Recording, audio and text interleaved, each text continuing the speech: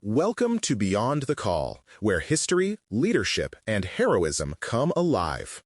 Today's story explores Private First Class Clarence Byrle Craft at Hen Hill on Okinawa in 1945, a powerful account of courage and responsibility in combat. If you enjoy learning more about military history and extraordinary individuals, you can find more articles, podcasts, and resources at trackpads.com. On a muddy slope in the last great island battle of the Pacific, one young rifleman found himself facing a choice that most soldiers never confront alone. Stay pinned down under murderous fire, fall back and leave the hill in enemy hands yet again, or stand up and climb into the storm. He chose to climb.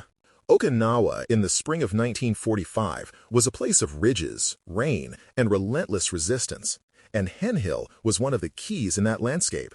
The rise sat along the Naha-Shuri-Yonaburu defensive line, giving Japanese forces a commanding view of the valleys where American troops had to advance. For nearly 2 weeks, battalions had attacked that ground, only to be driven back by machine guns, mortars, and rifles dug into caves and trenches. The slopes were torn by shell fire and scarred by failed assaults.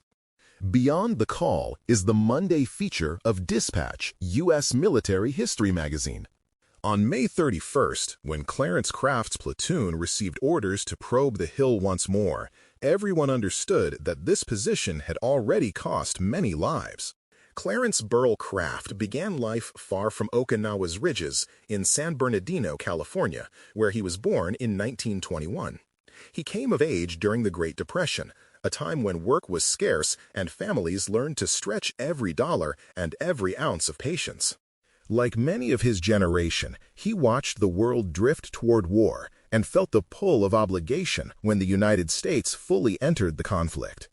In 1944, he joined the Army from Santa Ana, trading civilian clothes for a uniform and the routines of peace for the demanding patterns of military life. It was a big change, but he adapted.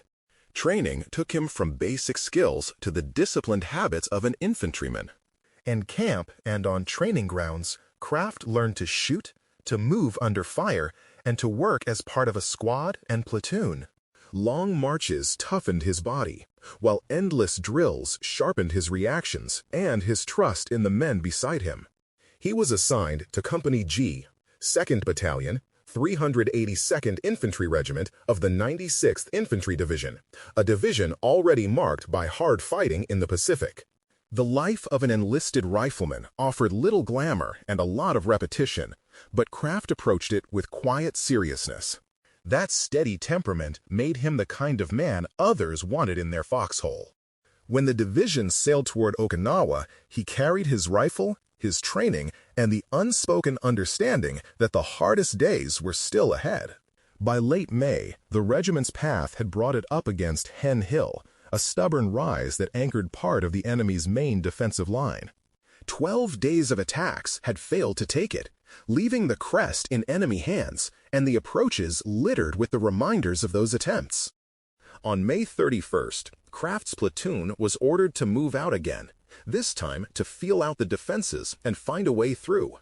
He and 5 other riflemen climbed the lower slope at a cautious walk, weaving among shell holes and low rocks, scanning the scrub for any sign of movement. The air was heavy and still. Then the hillside exploded into life as machine guns and grenades erupted from concealed positions, cutting down 3 of the 6 men almost at once and pinning the survivors flat against the muddy ground. Pinned between the crest above and the company below, Craft grasped the cruel geometry of the hill in an instant.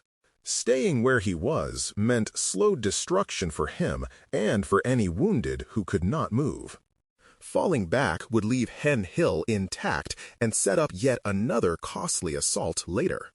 In that narrow band between orders and survival, he chose a path almost no one would expect.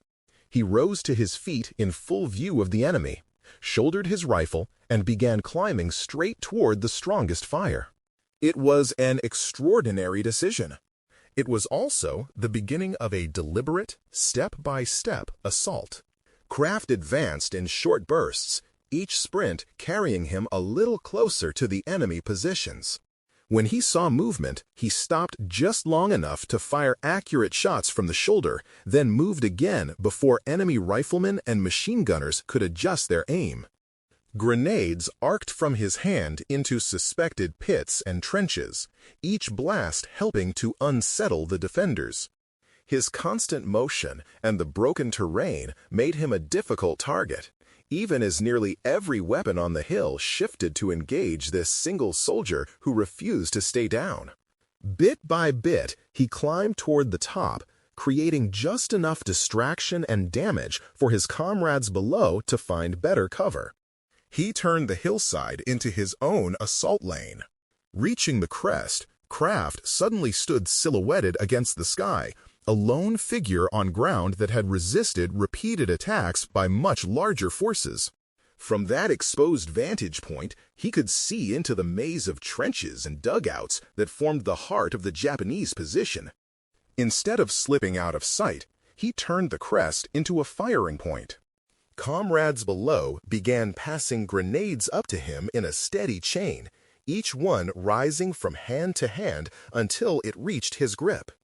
He yanked the pins and hurled them down into trenches and dug-in positions on both sides of the hill, walking the explosions along the enemy line. It was a dangerous rhythm. It was also devastatingly effective. Once the immediate crest was disrupted, Kraft moved off the skyline and dropped into the enemy trench system itself. Straddling a trench at close range, he fired down its length, cutting down defenders and throwing the survivors into confusion and panic. He then pushed along the trench toward a heavy machine gun that had been tearing into his company's approach routes. That weapon still commanded a deadly field of fire, and as long as it remained in action, any broader advance would be shredded. Using what cover he could, he closed the distance, bringing rifle and grenade to bear at close range until the gun and its crew were destroyed. With that, one of the most dangerous pieces on the hill was gone. The balance shifted. The fight was not over. As American soldiers began reaching the crest behind him, many of the remaining defenders pulled back into a cave that formed a natural strongpoint and refuge. From there, they could attempt a last stand or strike again at any troops trying to consolidate the gain. A satchel charge was brought forward to seal the cave, but the first effort failed when the charge did not detonate. Under fire and in the cramped trench, Kraft retrieved the failed charge, brought it back, relit the fuse, and hurled it into the cave entrance a second time before diving away.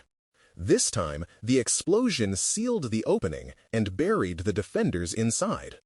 In the course of this single attack, he personally killed at least 25 enemy soldiers and shattered the hilltop defense, turning a narrow foothold into a permanent gain.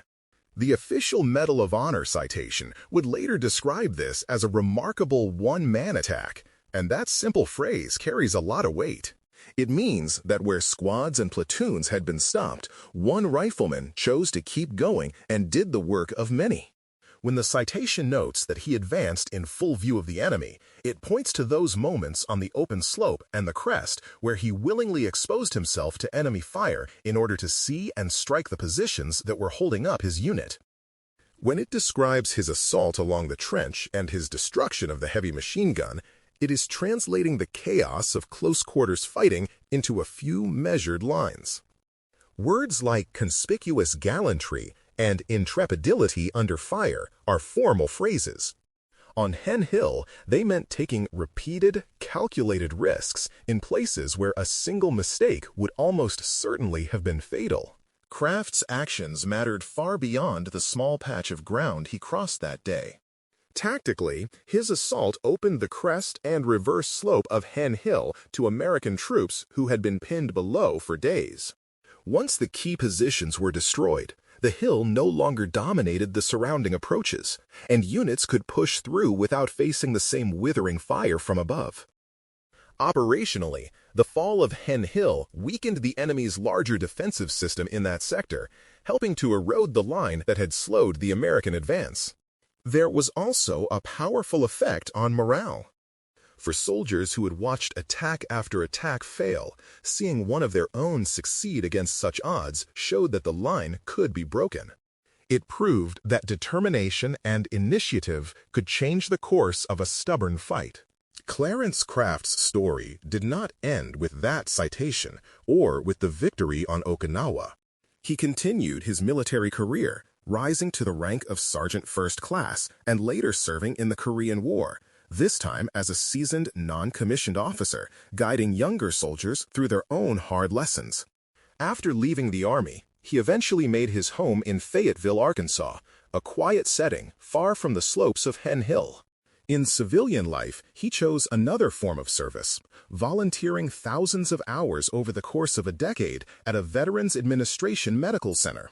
He spent time with patients, helped them navigate their challenges, and offered the steady presence of someone who understood both war and recovery.